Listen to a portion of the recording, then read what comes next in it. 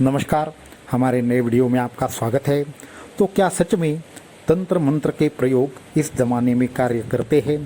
क्या है मारण, मोहन, उच्चाटन, वशीकरण, स्तंभन इस भयंकर तंत्र प्रयोगों की हकीकत? क्या सच में ये इंसानी जीवन पर कार्य करते हैं? और अगर करते हैं तो कैसे करते हैं, इनसे कैसे बचना चाहिए, और क्या है इन तंत्र प्रयोगों के पीछे की सच्चाई? तो अगर आप ये सारी चीज़ें जानना चाहते हैं तो इस वीडियो को एंड तक देखना ना भूलें। साथ में हमारे चैनल को सब्सक्राइब करें, वीडियो को लाइक करें और ज़्यादा से ज़्यादा लोगों तक इन्हें पहुंचाइए। तो वीडियो को शुरू करते हैं। तंत्र प्रयोग एक ऐसी चीज़ें है जिसकी वजह से बहुत सारे लोगों का जीवन बर्बाद हो जाता है। कभी किसी इंसान के ऊपर अगर सच में तंत्र प्रयोग हो जाए तो वो रास्ते पर आता है, उसका जीवन तक बर्बाद होता हुआ हमने अपनी आंखों से देखा है। तो इसलिए हमें आज ये पूछा जाता है कि क्या आज के ज़माने में ये सारी चीज़ें हो सकती है? क्या सच में मारण, मोहन, उच्चाटन, वशीकरण आदि चीज़ें संभव है? तो इसका थोड़ा सा मैं विस्तार से उत्तर देना चाहूँगा। जो हमने अनुभव देखे हैं, हमने खुद एक्सपीरियंस किया है, वो सारी चीज़ें थोड़ा सा मैं एक्सप्लेन करना चाहूँगा। तो ये सारी चीज़ें होती है या नहीं होती, और आज के ज़माने में होती है या नहीं, ये प्रश्न का सबसे पहले मैं उत्तर देना चाहूँगा। तो ज़माना कौन सा भी हो, ज़माना कैसा भी हो, परंतु अगर आप में वो ताकत है कि आप उस तंत्र मंत्रों को चला पाए तो आप किसी भी ज़माने में इसका प्रयोग कर सकते हैं। दूसरी चीज़ है कि आज के ज़माने में ऐसे लोग हैं क्या? तो ये जो ज्ञान रहता है ये आपकी समझ है कि अभी लुप्त हो गया है।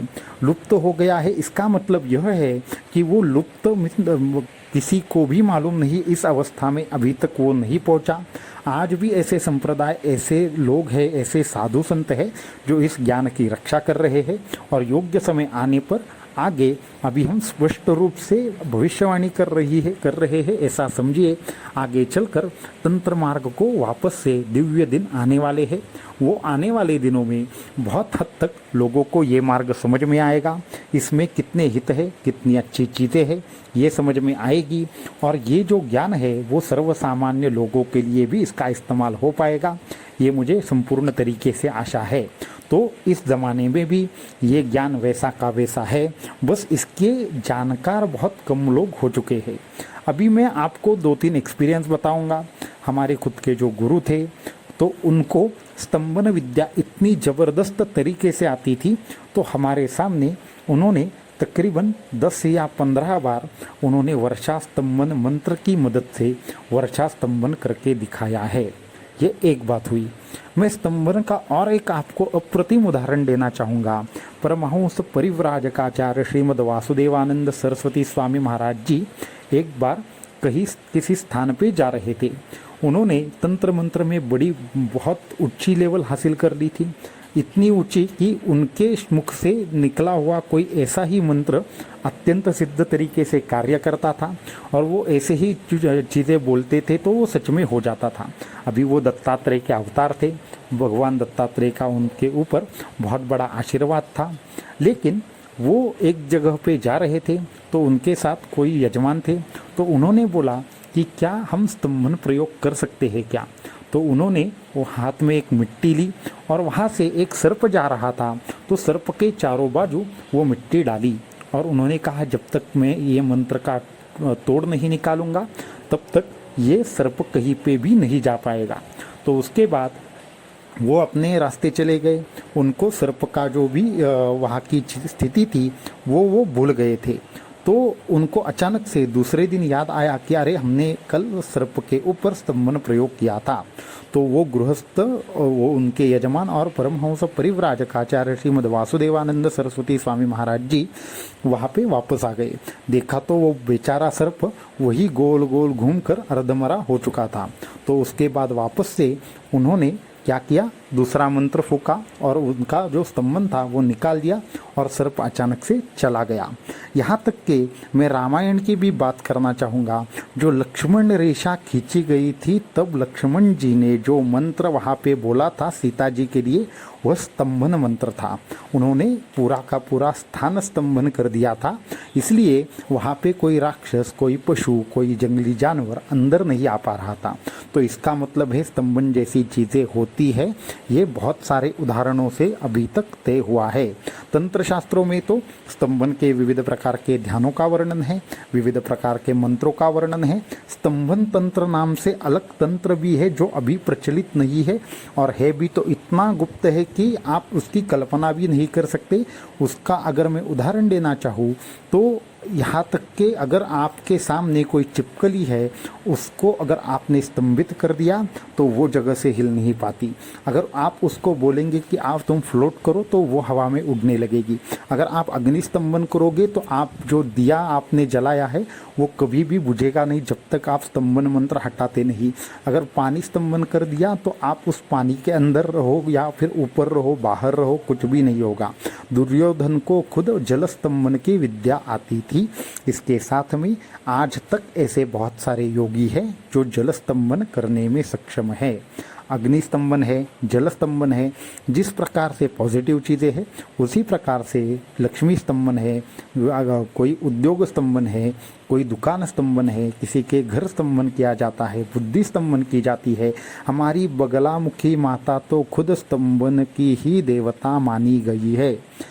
उनको क्या क्या है, बुद्धि स्तंभन करना, अगर जुह्वा किलन करना, ऐसी अनेकों चमत्कारिक चीज़ें वो माता करती है। परंतु ये जो सारी चीज़ें हैं वो करने के लिए एक विशेष प्रकार की अनुष्ठान और शक्ति लगती है। वो जो शक्ति और अनुष्ठान है वो अगर किसी ने किया तो उसको भी ये सारी की सारी चीज़ें आ जाएंगी, इसमें कोई संदेह नहीं है। इसका दो तरीके से उपयोग हो सकता है। एक तो आप खुद की बुराइयों को स्तंभित कर दीजिए, आपकी ईर्ष्या को आप मोहित कर दीजिए, आपके जो द्वेष है उसको विध्वंस कर दीजिए। तो मारण, मोहन, उच्चाटन, विद्वेषण, ये खुद के बुरे जो हमारे जो क्या कह सकते हैं हम, हमारे जो शटरिपु है, जो हमारे दुश्मन है, जो मन के शत्रु है, उनके खिलाफ इस्तेमाल करना है या बाहर के शत्रु के खिलाफ इस्तेमाल करना है, ये हमें खुद तय करना पड़ता है। तो जो लोग हीन बुद्धि से दूसरों के लिए इसका उपयोग करते हैं वो हमेशा ही नष्ट होते हैं, उनका परिणाम अत्यंत भयंकर होता है। परंतु योगी लोग जो है वो विविध प्रकार से आपदा को नष्ट करने के लिए, समय समय पर धर्म की रक्षा करने के लिए ऐसी शक्तियों का इस्तेमाल करते हैं। परंतु इसका मतलब यह नहीं है कि ये शक्तियाँ अस्तित्व में नहीं है। स्तंभन मंत्र होते हैं, स्तंभन यंत्र होता है, स्तंभन तंत्र होता है, मारण होता है, मोहन होता है, उच्चाटन होता है, वशीकरण होता है। तो ये जो सारी चीज़ें हैं हाँ सच में अस्तित्व में होती है, और साधक को इन सभी से अगर बचना है तो मैं दो चीज़ें आपको कहना चाहूँगा। कभी भी किसी के भी बहकावे में मत आइए कि ये हुआ है, वो हुआ है, वो हुआ है। परसों हमने एक घटना सुनी कि एक ऐसी ही छोटी लड़की थी, उसके ऊपर कोई भूत बाधा थी, इसके लिए उसको बहुत किसी हेवी चीज़ से मारा गया और उसकी मृत्यु हो गई। तो ये सरासर गलत बात है। कभी भी भूत प्रेत पिशाच को निकालने के लिए किसी भी शरीर को ईजा करने की या फिर उसको प्रताड़ित करने की आवश्यकता नहीं है। सच्चा ज्ञानी है तो वो सिर्फ बंधन मंत्र से ही उसके शरीर से वो सारी की सारी चीज़ें हटा देगा। अभी मैं कुछ 4-5 आपको आसान ऐसे उपाय बताऊंगा जिसके माध्यम से किसी भी प्रकार के तंत्र मंत्र हो, किसी भी प्रकार का आपको बाधा हो, किसी भी प्रकार से कोई भी प्रयोग हुआ हो, वो सभी के सभी नष्ट हो जाएंगे। आपको कुंजिका स्तोत्र का हर रोज़ पाठ करना है। अगर हर रोज़ जो इंसान कुंजिका स्तोत्र का पाठ करता है उसके ऊपर कभी भी कोई भी तंत्र मंत्र कार्य नहीं करता। आपको चाहिए तो हर रोज़ 11 बार ऐसा 21 दिन का पाठ करो और उसके बाद सिर्फ रोज़ 3 बार करो। आपके ऊपर कभी भी तंत्र मंत्र का बाधा का असर नहीं होगा। ये पहला प्रयोग। काल भैरव अष्टक का आप 21 दिन में कम से कम एक दिन में 8 बार ऐसा 21 दिन तक पाठ करो। उसके बाद दो बार या 3 बार करो। आपके ऊपर कभी भी तंत्र मंत्र के बाधाओं का असर नहीं होगा। तीसरा एक उपाय आपको देना चाहूँगा। आप गुरु चरित्र का किसी के भी माध्यम से एक सप्ताह आपके घर में करवाइए। कितने भी बड़े से बड़ा तंत्र प्रयोग क्यों ना हो वो नष्ट हो जाएगा। यहाँ तक कि गुरु चरित्र के माध्यम से बड़ी बड़ी पिशाच बाधाएं भी घर से चली गई है, ये हमने खुद देखा है। उसको छोड़कर और एक आपको ज़बरदस्त उपाय बताऊंगा। आप आपके घर में अगर हो सके तो ओम क्लीम कालिकायै नमः इस मंत्र का एक बार आप यज्ञ करके देखें। आपके घर में कभी भी किसी भी प्रकार से तंत्र मंत्र का बाधा का असर नहीं होगा। इसको छोड़कर आप आपके घर में हमेशा बगलामुखी यंत्र या वृत्त यंत्र या फिर आप जो तारा यंत्र है, इन तीनों में से कोई भी एक यंत्र रखिए, उसकी उपासना कीजिए। फिर भी आपके घर में कभी भी तंत्र मंत्र के बाधा का असर नहीं होगा। तो ये उपाय आप करेंगे तो इससे बचेंगे। और आने वाले वीडियो में मैं कुछ और ज़बरदस्त उपाय आपको बताने वाला हूँ। और आपको अगर और कुछ ज़्यादा डिटेल में चीज़ें चाहिए तो आप हमारे मेंबरशिप को ज़रूर ज्वाइन करें। उसमें भी आपको बहुत ही ऐसे ज़बरदस्त मंत्र और बाकी के उपाय मिलने वाले हैं। तो आज के इस वीडियो में इतना ही। आपको आपके प्रश्नों के उत्तर अगर मिल गए हैं तो ज़्यादा से ज़्यादा लोगों तक इस वीडियो को ज़रूर पहुंचाइए। तो आज के वीडियो में इतना ही। अगले वीडियो में कुछ और इंटरेस्टिंग चीज़ें आपके लिए हम लेकर आएंगे। अवधूत चिंतन श्री गुरुदेव दत्त।